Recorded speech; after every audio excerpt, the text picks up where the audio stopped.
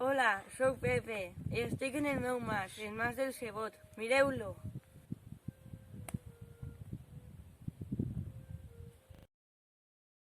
Va tratar de que l'altre dia mos van trobar una llebre que s'amagava en les penqueres.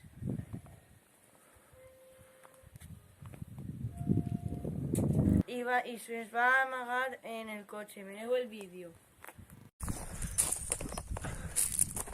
T'ha asustat?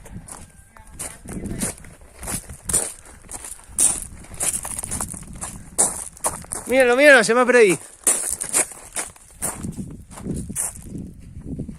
L'altre dia li van posar menjar, acompanyeu-le.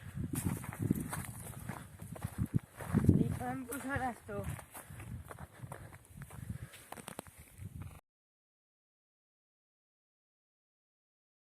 Em pregunten per què li fan pors els humans si no li volen fer res de mal. Les llebres pensen que li volen fer mal, però és el contrari. La llebre pot córrer fins a 60 km per hora i la diferència d'un conill i una llebre és que són més llargs els ossos i també les orelles més llargues.